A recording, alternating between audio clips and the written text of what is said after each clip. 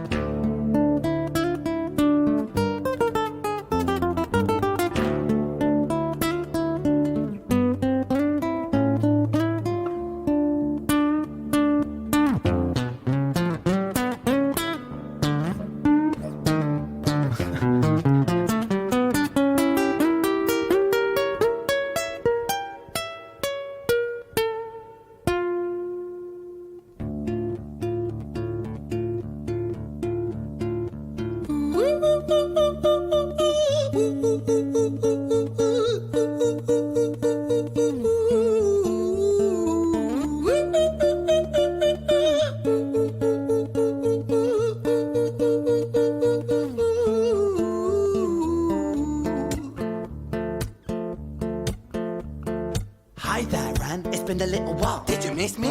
You thought you buried me, didn't you? Risky. Cause I always come back. Deep down, you know that. Deep down, you know I'm always in periphery. Ran, on you pleased to see me. It's been weeks since we spoke, bro. I know you need me. You're the sheep, I'm the shepherd. Not your place to lead me. Not your place to be biting off the hand that feeds me. Hi, Ran. I've been taking some time to be distant. I've been taking some time to be still. I've been taking some time to be by myself since my therapist told me I'm ill. And I've been making some progress lately. And I've learned some new coping skills. So I haven't really needed you much, man. I think we need to just step back and chill. Ren, you sound more insane than I do. You think that those doctors are really there to guide you? Been through this a million times. Your civilian mind is so perfect to always being lied to. Okay, take another pill, boy. Drown yourself in the sound of white noise. Follow this 10-step program, rejoice. All your problems will be gone. Fucking dumb boy. Nah, mate. This time is different, man. Trust me. I feel like things might be falling in place. Right. He just has a whole conversation with his own mind, his own ego. Yeah. And it tries to tell him, that he's not worth shit. And then he's like, no, wait, I'm getting myself together. And this whole conversation with him, and then at the end it talks about where good and evil isn't a battle, it's a dance. And no one ever wins. Yeah. With their battle with their ego. It's always just a dance, and it's always just kind of finding balance, And there's a song I have on my album called All God Did, and it's actually the same concept. So, and I wrote it before I heard that, but then when I heard that, I was like, oh shit, that's way better. But it's great, and it's beautifully written. I mean, it's very. You could tell all his influences, and then he just kind of adds onto that, which is that dance is critical. You need that dance. Yeah, exactly. That dance is, I think this is one of the problems with people that don't exercise. I think the struggle of exercise is oftentimes conflated with vanity. Yeah. And I don't think it's that. I think you can keep your body covered up to the end of time and never be proud of it, and you will benefit greatly from the struggle of exercise. Because I think the struggle of exercise is mental. As much as it is physical. There's a dance. It's like when I talk to Goggins about it, like he's the most bizarre of all cases because he's doing it all in silence. He's doing it all by himself. And occasionally he lets people peer into it. But it's going on right now. Like right now, that guy's out there running probably 30 miles today. Sure. With destroyed knees. Yeah. Like he's a real freak. And when I talk to him about it, he's like, I'm downloading knowledge. Yeah. That's what he says. That's great. He's like, I'm in the lab and I'm downloading knowledge. Like he's struggling in his own mind every day and forcing himself to do it every day. Yeah. And then he brings elite athletes to try to keep up with him occasionally. Sure. Yeah. Like he brought Israel Adesanya. Israel Adesanya is former UFC middleweight champion, like one of the best fighters of all time. And you realize, like, he can't even keep up with Dave. Not even close. This is one of multiple workouts that Dave is doing in a day. And this guy can't keep up with him. And Dave's 50. what was the part of the brain that gets enlarged that Huberman was talking about, that gets enlarged when you do things you don't want to do? I always forget the name of it, but Jamie will pull it up. Yeah, anterior mid. It should be like a easier name. Cortex anterior or something like that. The discipline part. Yeah, the discipline Just call it that discipline. enlarges Yes. throughout your life when you do things that you force yourself to do. Yeah, it literally does. It literally gets bigger, Yeah. which is crazy. You know, being What is it, Jamie? anterior mid-cingulate cortex. You got it. Ha! Nice. Yeah. Success. Mid-cingulate. Mid-cingulate. Mid-cingulate cortex. Yeah. Yeah. Shout out to Andrew Huberman. There you go. Doing things you don't want to do can strengthen your brain, particularly the anterior mid-cingulate cortex, which is associated with willpower and tenacity. That's incredible, the idea that it actually grows. Yeah. You know, so willpower is not just it's not like an airy-fairy concept. It's like a muscle. Mm-hmm. No, it's incredible that willpower can be enhanced. Yes. That's it just goes to brain plasticity, and you know, and that's a concept that I think a lot of people don't understand, is that we are not set in who we are. Right. We are, especially if we adopt a growth mindset, Right. that we are never set in who we are. We can always improve and refine the neural structure of our brain to where that it works more efficiently. You know? Not just that, but you have to. Right. It never ends. Like, there's never a time when you're done with discipline. It's Right. not, you don't just get it and now I have discipline. No, every day is a struggle. Whoa. Goggins said that. He goes, sometimes I stare at my sneakers for like a half hour before I put those motherfuckers on. Yeah. At like Like- 4 a.m, Yeah. you know, every day. Yeah. But here's the thing: is that it becomes a philosophical question, because when you say you have to, there are people who get by life, you know, and there is a Tibetan tradition that the monks do, where they spend months and they take these little like flute things, and they have colored sand, right? And they all sit in a circle, and it takes them months sometimes to create this beautiful, intricate sand art. And they chant while they do it, and it's this most incredible thing. And at the end, they go, and they blow it all away. Yeah. And it's meant to represent the impermanence of life. But then it's meant to also pose the question, why make something so beautiful when it's going to be, when you know it's impermanent? And I believe it goes back to the first thing we started talking about today, which is that meaning is everything in life. And nothing really in life inherently has any meaning except the meaning we give it, right? Right. So you could like go through life as sand on the beach that blows in the wind, and it wouldn't really mean much when you blow one way or another. Yeah. But if you choose to give your life meaning and build a sandcastle and make it as intricate and beautiful as you can, and make it like, you know, as detailed as possible, knowing that one day it's going to get washed away, the only person that it matters to is you, and knowing that you did the best you could at that moment that the wave comes. Yeah. If that's true, they should never let anybody film them making those things. They should never let anyone film them making those things, because then it becomes permanent. Someone can see it forever. Sure, but You know what I'm saying? But yet again, I think it's for them anyways. Yes. It's not sure. for everyone else. But like when you let people peer into that world and you film it, there's something about that. Like, okay, you just cheated it. Well, You in just a way, hacked. it becomes permanent, but it also, I mean, just because you see it happening. Let's look at it. Can you find that? Yeah, sure you could find it on there. I mean, I'm not dismissing it. No, I'm no. just- I think it's an interesting question, because something that lives in our subjective reality. If you see a video of that happening, Right. and then you grasp the concept of it, and then that makes you consider that concept in yourself, understanding that that the meaning is a subjective experience, anyways. Right. Then now you understand, like, okay, what it just causes one to ask the question to themselves, and I think that's the purpose that the monks are. They're there as sort of like, in a way, they're teachers, So they show you something that, like, then you ask, inside.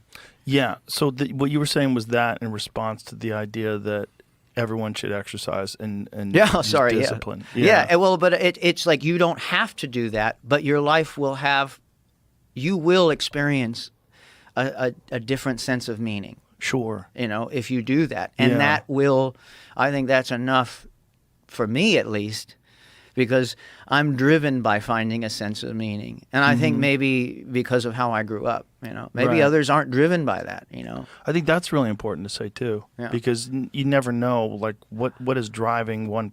Right. I don't know how your brain works. Exactly. I could only guess. Yeah. I could only assume your brain works like mine.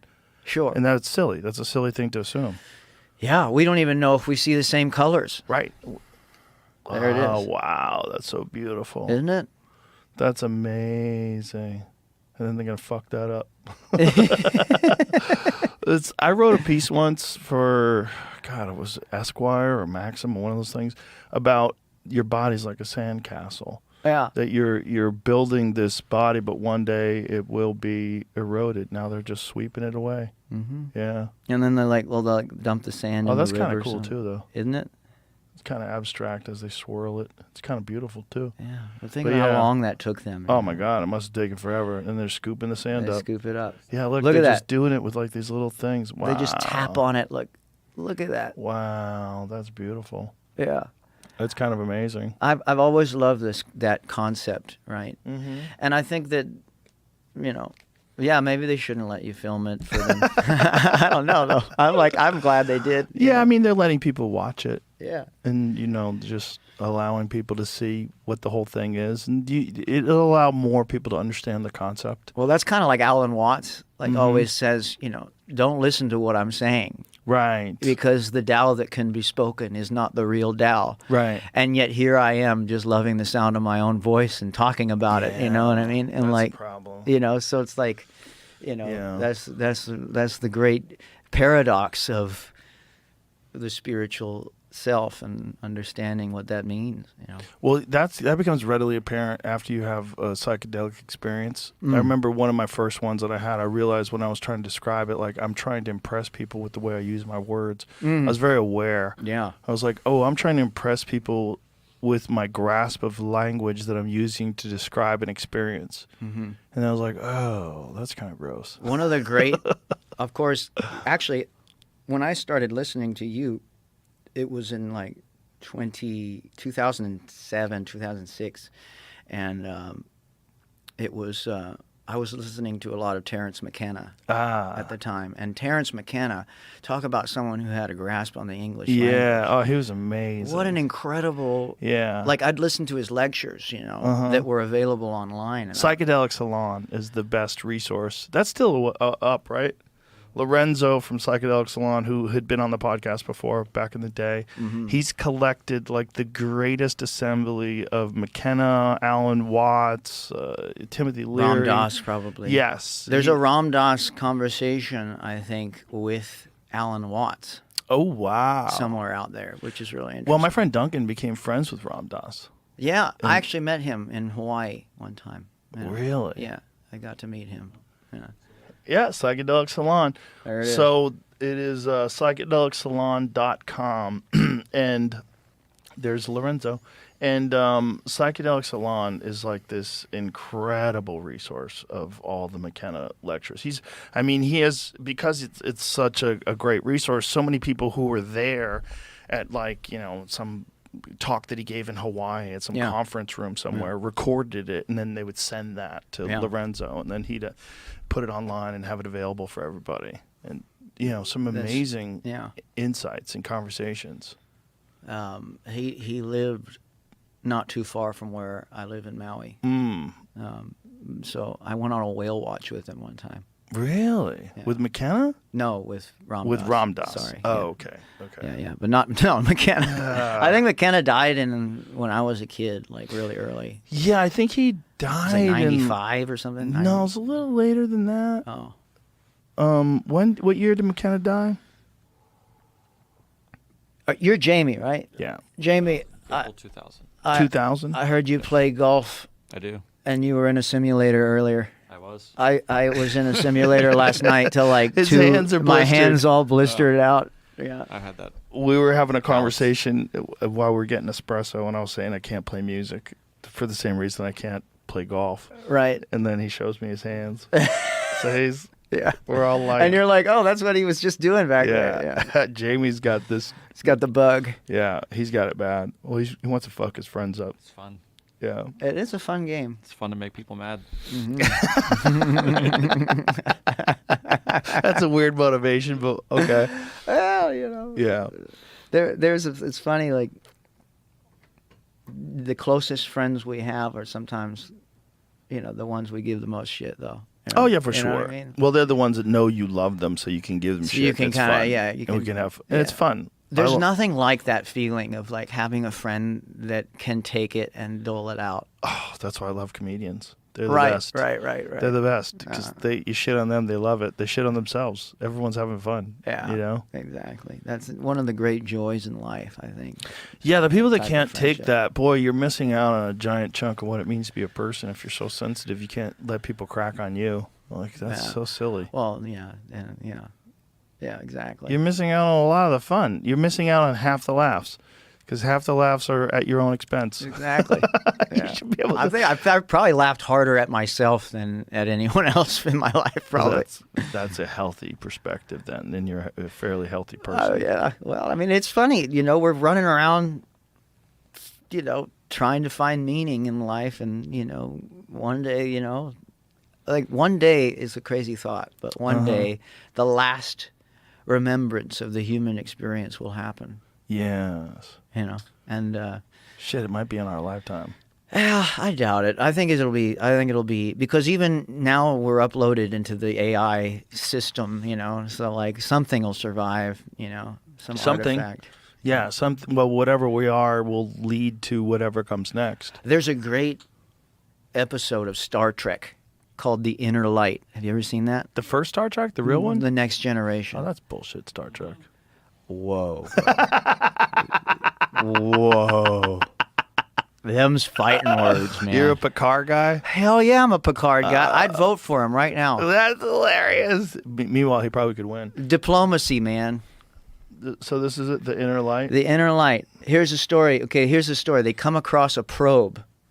All right? Because they're exploring space. Obviously, if you don't know Star Trek, you're exploring space, and their whole mission is to go where no man has gone before. Right. And so they find this probe, and as they're scanning the probe, it zaps Picard, and he goes unconscious, and he wakes up on this world where he remembers the spaceship, he remembers where he was, but he's got a wife and a family and kids, and this world is being threatened by an exploding sun. And so he's got a lot of scientific knowledge, so he, over the next 20 years in this world, Wow. he eventually grows old and accepts his fate, that he has no idea how he got here, but he's got to live this life now, and he starts to love his wife and his kids. He starts to try and save this planet from the exploding sun. He ends up not being able to. And then as he dies, he wakes up back on the spaceship with only 20 seconds having gone by on the spaceship. Whoa. And the probe had been sent by that civilization. They knew they were going to be destroyed, so they uploaded this thing that like would let Picard experience what happened to their civilization and tell their story. Wow. And he did it. He experienced a lifetime of 40 or 25 whatever years before he died in the span of 20 seconds, and then woke up at the moment of his death in that other life, and then was able to now tell the story of this forgotten civilization in space. Whoa. It's the coolest concept ever.